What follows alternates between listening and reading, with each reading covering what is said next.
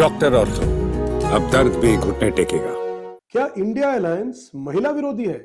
भारतीय संसद के इतिहास में शुक्रवार का दिन एक ऐसे मोड़ के रूप में दर्ज हो गया जिसे शायद बहुत समय तक या यूं कहें कि लंबे समय तक याद रखा जाएगा, जिसने देश की राजनीति की दिशा और दशा पर पहल छेड़ दी है।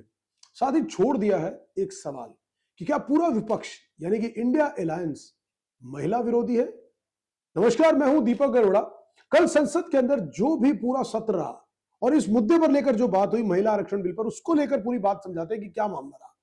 पिछले 12 सालों में ऐसा पहली बार हुआ जब प्रधानमंत्री नरेंद्र मोदी के नेतृत्व वाली एनडीए सरकार को बिल पास ना करवा सकी, क्योंकि संविधान के 13वें संशोधन विधेयक यानी कि महिला आरक्षण बिल के समर्थन में 298 वोट पड़े, जबकि विरोध में 230 वोट डाले गए और बहुमत था 2/3 यानी कि 352 वोट का।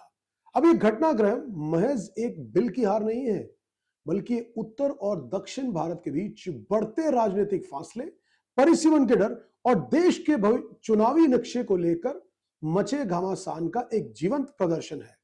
महिला आरक्षण बिल, जिसे दशकों से देश की राजनीति का केंद्र बिंदु माना जाता रहा था, इस बार एक ऐसे मोड़ पर आकर रुक गया जहां उसके साथ परिसीमन की शर्तें जुड़ी थी। सरकार का प्रस्ताव था कि महिला आरक्षण के साथ ही सभी राज्यों में लोकसभा सीटों की संख्या में 50% की वृद्धि की जाएगी। विपक्ष ने इस लिंक को ही सबसे बड़ी समस्या माना। विपक्षी गठबंधन इंडिया ने तर्क दिया था कि यह बिल न केवल महिलाओं को प्रतिनिधित्व देने का वादा है, बल्कि इसके परिसीमन के माध्यम से दक्षिण भारत की राजनीति आवाज को दबाने की एक सोची समझी साजिश है एनडीए की। वहीं विपक्षी दलों का कहना था कि सीटों की संख्या में वृद्धि से उन राज्यों को नुकसान होगा जिन्होंने जनसंख्या नियंत्रण में बेहतर काम किया है, जिससे दक्षिण भारतीय राज्यों की राजनीतिक शक्ति कम हो जाएगी। बिल में 2029 से आरक्षण लागू करने का प्रस्ताव था। विपक्ष इसे बीजेपी की भविष्य की राजनीतिक योजना मान रहा था, तो विपक्ष ने यह भी आरोप लगाया कि परिसीमन का यह कदम जाति जनगणना को टालने और राजनीतिक नक्शे को अपने अनुकूल बदलने की एक चाल है। लेकिन वोटिंग से पहले प्रधानमंत्री नरेंद्र मोदी ने एक भावुक और राजनीतिक रूप से महत्वपूर्ण कदम उठाते हुए सांसदों से अंतरात्मा की आवाज पर वोट करने की अपील की थी। उन्होंने अपने संबोधन में कहा था कि सरकार ने तथ्यों और तर्क के आधार पर इस कानून से जुड़ी सभी आशंकाओं को दूर कर दिया है और पीएम की यह अपील सांसदों की, उनके परिवार की महिलाओं की याद दिलाने और सर्वसम्मति बनाने के लिए की गई थी। हालांकि विपक्षी दलों ने इस अंतरात्मा की अपील को पूरी तरह से दरकिनार कर दिया। कांग्रेस नेता जयराम रमेश ने तीखे शब्दों में उसके बाद भी ये कहा कि प्रधानमंत्री और गृह मंत्री की खतरनाक परिसीमन प्रस्तावों को महिला आरक्षण से जोड़ने की यह नापाक कोशिश लोकसभा में ऐतिहासिक रूप से फेल हो गई है। इस विधायी हार के बाद राजनीतिक वाक युद्ध और तेज हो गया। सत्ता पक्ष और विपक्ष दोनों ने इसे जीत और हार के अपने अपने चश्मे से देखा।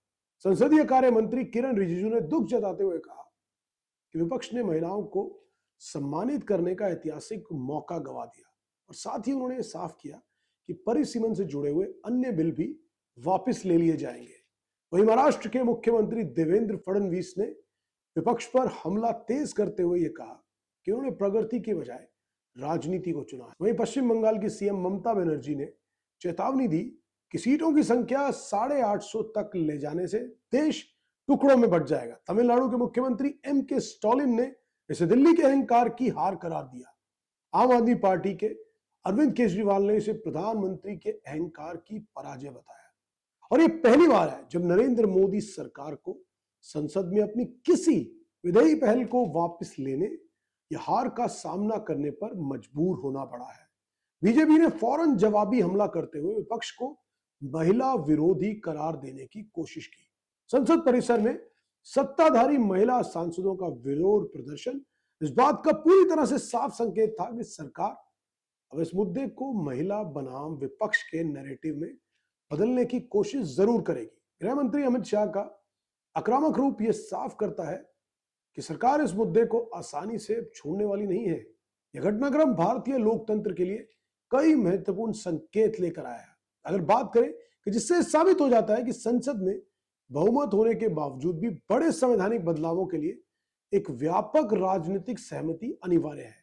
अंतरात्मा की आवाज पर आह्वान राजनीति के कठोर यथार्थ के सामने बेअसर पड़ा। ऐसे में यह कहना कहीं गलत नहीं होगा कि महिला आरक्षण का मुद्दा अब परिसीमन की राजनीति में उलझ गया है।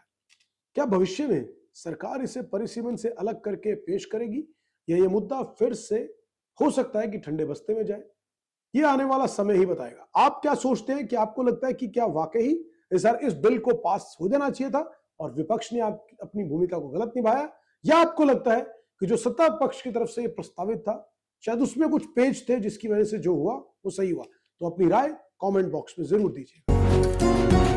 डॉक्टर ऑर्थो, अब दर्द भी घुटने टेकेगा।